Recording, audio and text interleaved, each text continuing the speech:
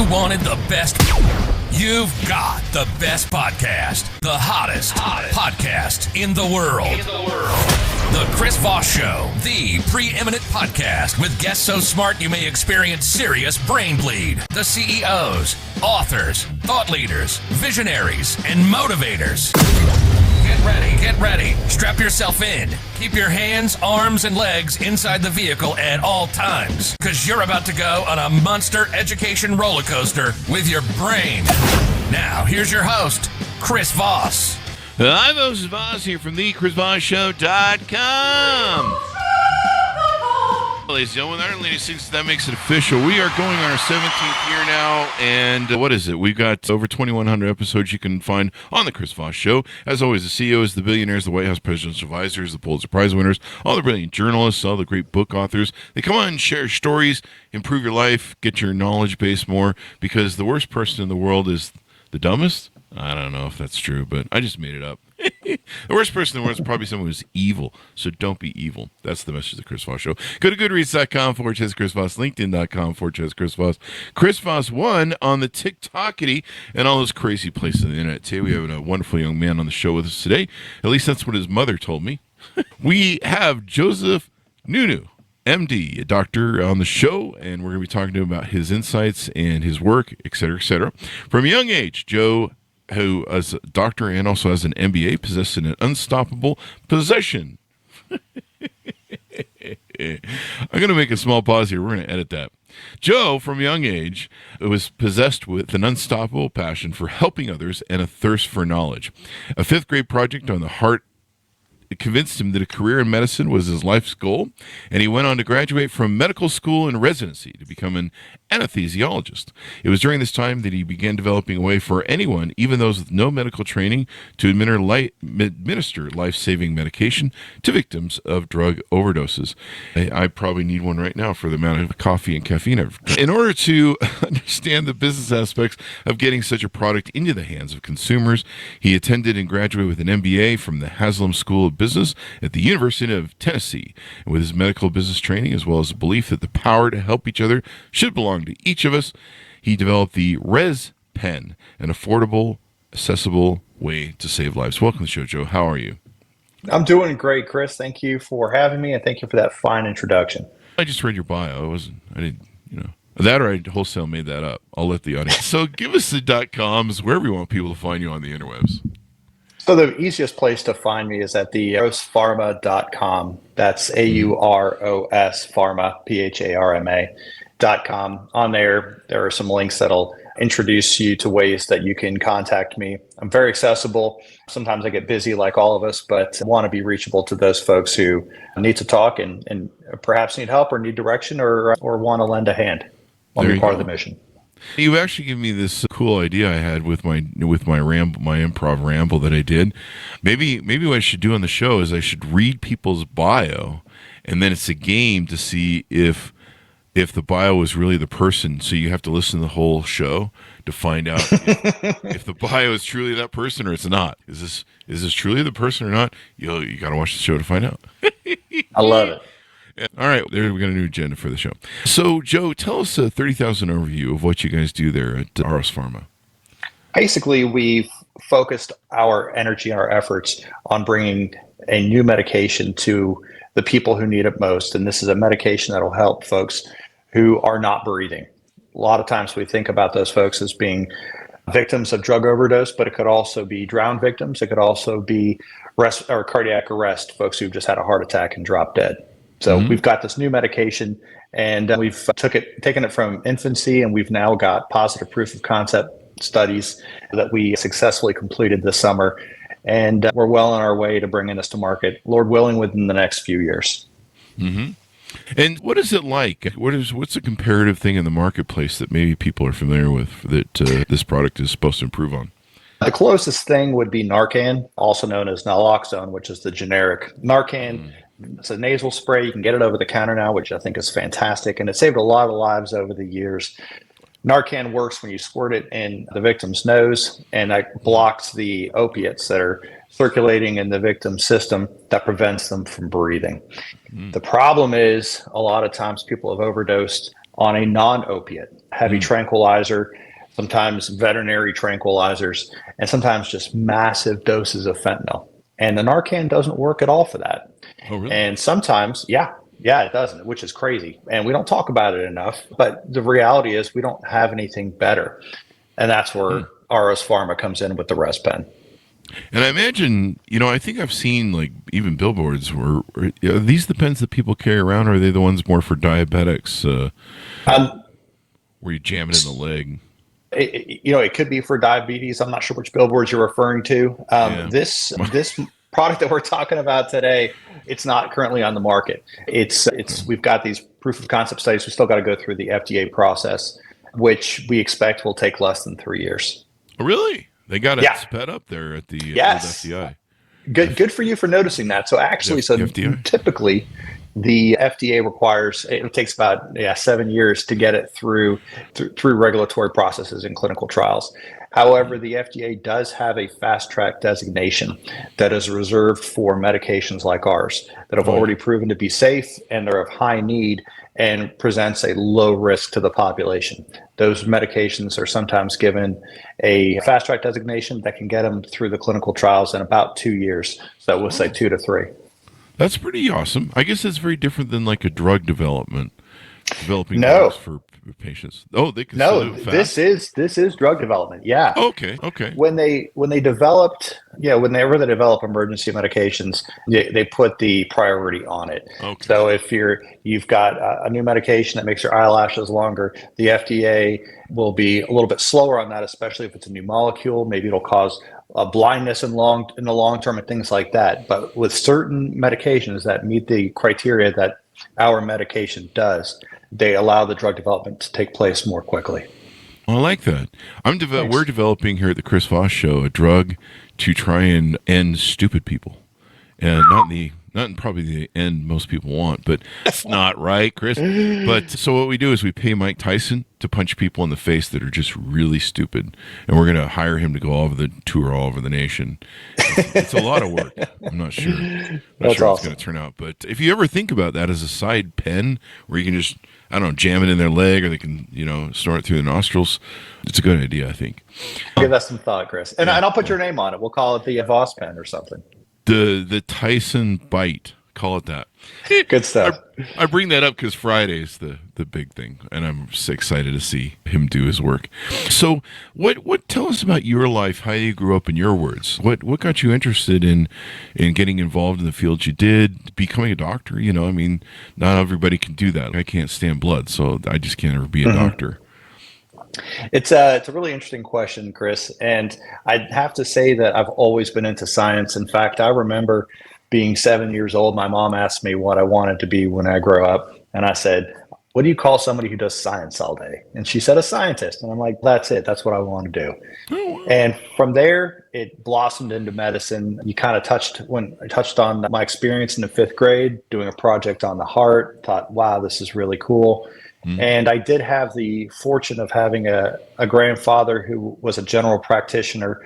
He graduated in the 40s before penicillin was even invented. So he practiced medicine in a very different time than what we are living in today. And it's wild. And some of the stories he told me about how they treated infection, I'll just tell you. I imagine they used a lot of sawing, maybe. I don't know. They gave shots of arsenic and mercury in the hiney. Yeah. And that's just, heavy metal poisoning will definitely destroy arsenic and mercury. Wild stuff. Yeah. My wife puts that in my coffee every morning. It's great. How does it taste? I've never tasted it. I can't taste it anymore. My tongue is mostly melted away. It must be working. And I'm not even married. That's the weird part. But evidently it's working because I think I am. I love it. That's great. Anyways, so I'll just continuing on. So when I graduated college, I went on to medical school with the intention of becoming a cardiologist. Decided I really didn't want to go down the road of cardiology because it requires a 3-year stint in internal medicine, which is not something that interested me. Really loved surgery. Plus, you probably hate people's lungs. Do you hate people's lungs? Is that why? No. I don't hate anything. I'm just I'm a kidding. pretty loving guy. I'm just kidding. I know you are. We do the cardio jokes here on the show. So Yes. No, we hear a lot about that at cardiologists and the pulmonologists butting heads. So yeah. there's definitely truth in that.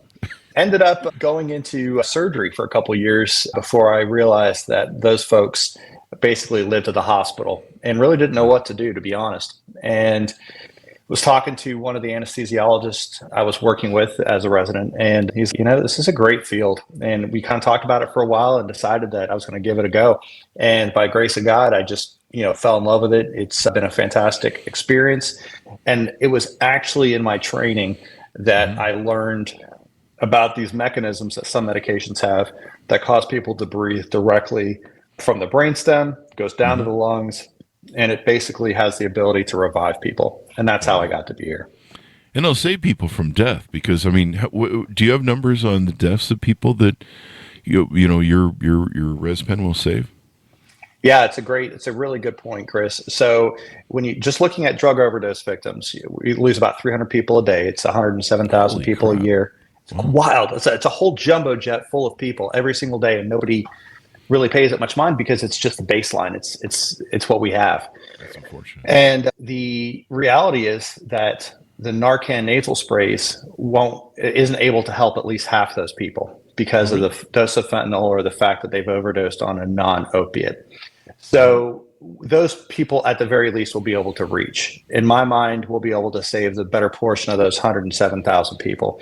And really it's going to depend on people actually having the medication on hand, which is why it's so important to us to keep it accessible and affordable so that it is where it needs to be.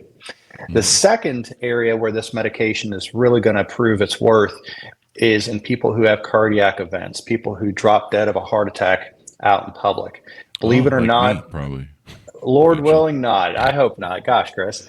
So it turns out that 350,000 people die outside of the hospital every year from sudden cardiac arrest. Wow. And the reality is that we don't have a current method to help these people breathe before the rescue squad gets there.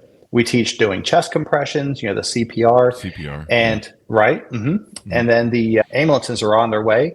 And even if they're quick, it still takes them a good 5 minutes to get there. And oftentimes you're looking at 15, 20, 30 minutes. Yeah. So in that period of time, the brain will die. The brain only lives for about 5 to 8 minutes without oxygen, really starts dying in about 5 minutes. So really I know people that's brain died with oxygen. It's wild, right? But you mostly see them on like Twitter and X and stuff. And a lot of them on the social media. Social media, yeah. It's a riot. So the idea is that if these devices were available in public areas or in the homes of people who are at high risk or have family members at high risk, then if somebody does have a cardiac event, you could treat them with this medication, and that would increase their survival from almost zero to, we don't have numbers, but it would be significantly higher. We would save tens of thousands of lives. And that doesn't even take into account the 15 million people who die every year in hospitals. So we expect that it would actually reduce the mortality.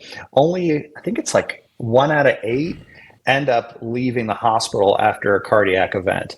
So if we can increase that number to 1 out of 10, that 15 million cardiac event number, you'd make a pretty good dent in it. So we'd save a lot of people. So we could save millions of lives. Yeah, and loved ones, there's people that are going through all sorts of things, but yeah, I mean, that's one thing I always worried about. I think my mom always worries about, and she's 82, is, you have a sudden event and you either can't, you're either alone or maybe, the ambulance can't get to you in time. I've seen people that have had car accidents that, even then they still can't get to the hospital quickly because they have to stabilize them, and then they have to wait for a life flight. And, there's a lot of time that's lost. It seems like forever. Yeah. And wow, only 8 minutes to save the brain. Yeah, it's scary out there. My dad had a stroke one time in front of me. Would it help for strokes and stuff like that? Because guess that's more in the brain, right? Yeah, so strokes are in the brain. And the question that I would turf back to you is, did the stroke affect their breathing? Neuroscience is a part of medical school, but it's not my area of specialty. I think usually when folks have a stroke, they're still able to breathe. Yeah. So I don't know that that would be as much of a benefit. But if you imagine a scenario where somebody just is not making enough respiratory effort, these are the people that would most benefit from this medication. And the fentanyl crisis is out of control, and there's so much of it, and it's in a lot of stuff from what I understand. Like, they put in all the other drugs people do, and so you can just be thinking you're going to smoke a joint, and there's some fentanyl in there, and yeah. And I saw this, I think it was 60 Minutes or something. They had a thing, and they showed like how much fentanyl can kill you in a powder form. It was in a little vial. And I was just like, holy crap, that looks like, that's how much nothing I have in the morning. Yeah. The way I would encourage people to visualize it is if you take a maximum strength Tylenol and you cut it up into 1,000 pieces. What? Just one of those pieces would be enough to kill a child or an older person, and two of those pieces would kill everybody else. The people who aren't used to opiates, which is most people. But add 3 or 4 of those 1,000th of a Tylenol pieces, and you're gonna even kill the others. It's awful. It's just so strong. We've lost so many great people. I mean, every person is great, really. I mean, I'm not saying some people are better, but Tom Petty, Prince. There's a lot of amazing artists that have died of fentanyl abuse. It affects the entirety of the socioeconomic scale, the very rich and the very poor and everybody in between. It affects the young and the old. Mm-hmm. It affects men and women, men more than women. But we had a 4-month-old not too far from where I live here in Tennessee who died because her parents were using, and they had fentanyl on their hands. And when they picked her up, enough of it got absorbed and she died. So it's these tragedies that are absolutely preventable that really give me the inspiration and the motivation to keep going. Now, on your website, you have several different things. You have pipeline, impact, and investors. Talk to us about what you're wanting listeners to hear out there, get involved with, maybe invest, et cetera, et cetera. So I would encourage anybody listening who shares our passion for improving the lives of those around us and giving another chance to folks who have experienced drug overdoses to reach out to us, reach out to perhaps their state representative, their congressman, and say, make them aware of the work that we're doing. We're relatively small fish, and they have lots of people going to Washington. We got lobbyists, we've got folks on commercials, on TV, on commercials that the reality is that there really are so many voices that are vying for attention. And the reality is that we have a life-saving medication that really could use some political backing and really could use a quality partner in the pharmaceutical industry, somebody who says, you know what, we're going to help that guy save these millions of lives. We've got the know-how, we've got the resources, and we're going to make that happen. And honestly, that would be a beautiful story for them and for the entirety of society. When we think about drugs and overdoses and cardiac events, just think in the United States, all these numbers we talked about are just in the U.S. The reality is this is happening worldwide. I mean, there are tons of people we could save, and we could do it together. Yeah, there's one of my friends had been dating a guy, and she didn't know that he had a fentanyl or a drug problem. They were just starting to date, and she died in his home. She found him, of course, sadly, after he quit breathing for a long time, and that was over. But in that case, if she'd found him in time, and she really struggles with just the guilt of it and the fact that he died in her home. It's kind of really harsh to have that memory. But yeah, do you guys have some online communities that you're doing or outreach? I guess people contact you and you'll give them the lowdown? Yeah, the best place to reach us is on our website, rospharma.com. But also we do have a Facebook page, Instagram, LinkedIn that we recently started. So there's not a whole lot of activity on there yet. We literally just started that this month. We've been focusing on the science part of things because that's got to come first. But now that we've got these positive proof of concept studies, we would love to have the involvement, awareness, and participation of anybody interested. And on the investors tab, are you looking for a certain type of investor, a certain net worth or investment? Are you looking for accredited investors, or just anyone is open to everyone? So it's really open to everyone, but I'll be honest with you. The majority of the folks I encounter, they want to invest, obviously to different degrees depending on their financial position. And the reality is that the sort of investment we would require to make a positive impact really ought to come from a partnering pharmaceutical company. I'm not saying that's the only way forward, but I really think a partnership would be the best way to go. If that doesn't come through, I'd say in the next 6 months, then we will be reaching out for what we call Series A money, where we basically use investor funds to start doing our clinical trials on our own, and we'll do it without a partnership. We just think it'd be faster with a partnership. That's why I want to go that route, because time is life. Yeah, and time is money too. It takes a bit to develop these drugs. Yeah. And, you guys have been doing this for how many years now to develop this?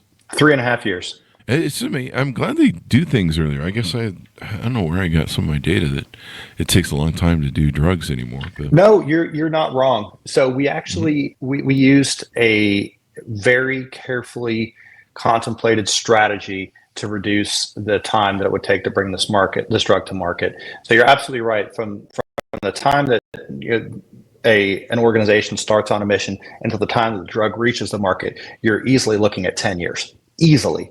We're going to be able to get that down to about 6. Wow. And we've done that because of our strategy, and honestly, because call it luck, call it divine intervention. We have hit on everything we've gone for. Every time we hit a roadblock, we pivot and we're like, this is even better. And it's just been fascinating to go through this experience and watching this product unfold. We've gotten a ton of advice and help from folks in the industry, and the success we've seen in 3.5 years is very uncommon. So you're not wrong, Chris. That's great. I know there's prospectuses and legal, financial details, and there's some things you can or can't promise. Is there any sort of promised return on investment that you can discuss? Or I can discuss that. What we've done so far with the investors that we've partnered with is a convertible note, which is basically an agreement to pay back at an interest rate. The interest rate we have currently right now is 6%, which is it's pretty consistent with the market for this sort of thing.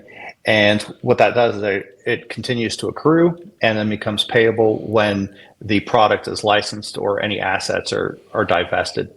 And with that, they can either take their 6%, or they can apply their invested funds plus the 6%, and then buy shares at today's value. So let's say, for example, this event takes place in 3 years, and now they're in a position where they can either take 6% of their return or as a return, or they can take that money and buy shares with it.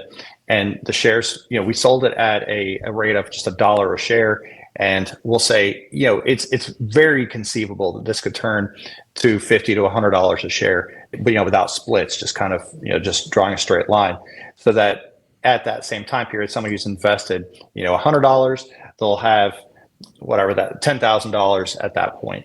Wow. So they can say, all right, so they'll take the $100 after a year is 106, and now they can buy 106 shares and then turn around and sell them for $10,000 basically. Oh. So that's how we've done it. Yeah, that's a good way to do it. So did they ever fully own an interest in the company like a stock can just keep going up then? Yeah. So they're certainly welcome to.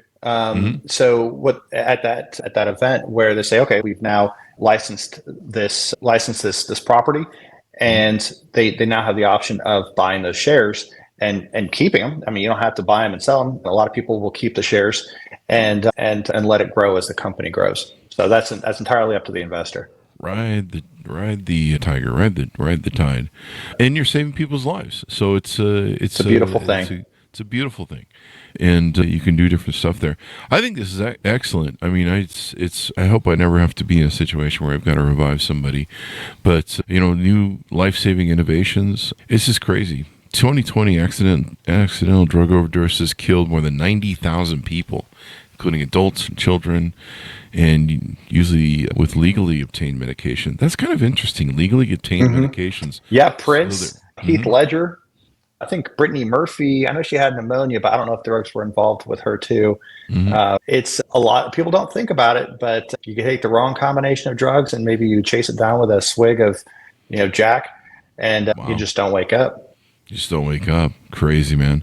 So one of the aspects of it is it doesn't have exposed needles and no medical training required. That reminds me of the scene in Pulp Fiction. It's like you have to jam it into her heart with all your might, and you're just like, what? So I imagine this eases that sort of anxiety and concern and application, I guess. Yeah, and basically it would be in the shoulder, like an deltoid. You just kind of go up to them, and then you just hit the button, and it goes chunk chunk, and then they have a dose, and it starts working in between about a minute and a half. Wow. Save a life, save a brain.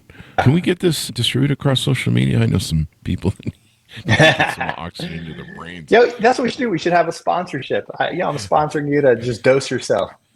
Save your brain. Save them. I'll just hand them out at events. I'll be like, you need this. I can tell. That's awesome. So anything more we haven't touched on or covered that you'd like people to know about you guys and how to get involved?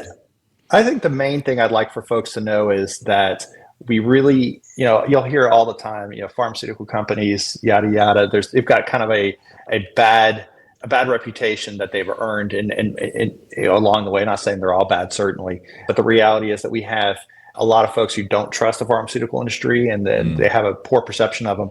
I would encourage them to, instead of looking at this as a pharmaceutical company, look at this as a mission.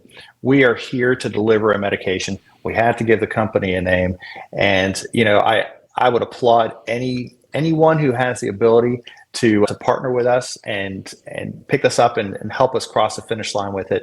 You'll have a place, and you'll have a place in history. There you go. You can make a difference in the world, because that's Amen. what's important. And, saving lives. I mean, lives are, I've seen a lot of people that have come back from drug overdoses and addiction, and they lead great lives. They're sober, and, they struggle every day. I think, who's the Iron Man gentleman? I forget the actor who, he struggles with addiction. And, it's a daily fight for these folks, every day Yeah, they wake it really up is. and they have to battle addiction, and I've seen addiction at work. It can be an ugly thing, and it can make people lose everything, lose their life, lose their money, and of course, these are people that are loved ones. So, final pitch out as we go out for people to get involved. Tell them how they can reach out to you, how they can handshake and get involved in the program, and the .com. Sounds good. So it's aurospharma.com, AUROSPHARMA. On the website, you can find out a little bit more about our mission and what we're working on. You can also find ways to contact us and reach us. And we encourage you to check us out on social media, Facebook, Instagram, LinkedIn, and hopefully be able to work with folks to be able to save lives. Thank you very much for coming on the show, Joe. We really appreciate it. Thanks for having me, Chris. You're a great guy. And I'm going to wait to have my first heart attack until you get this pen developed so you can save me. Wait as long as you can. I think that's good advice for anybody. I'm definitely going to wait. Thank you. You hear that, buddy? You better wait. Anyway, thanks for tuning in to my audience. Go to goodreads.com/Chris Voss, LinkedIn.com/Chris Voss, Chris Voss 1 on the TikTokity, and all those crazy places on the internet. Be good to each other. Stay safe. We'll see you next time, and keep breathing.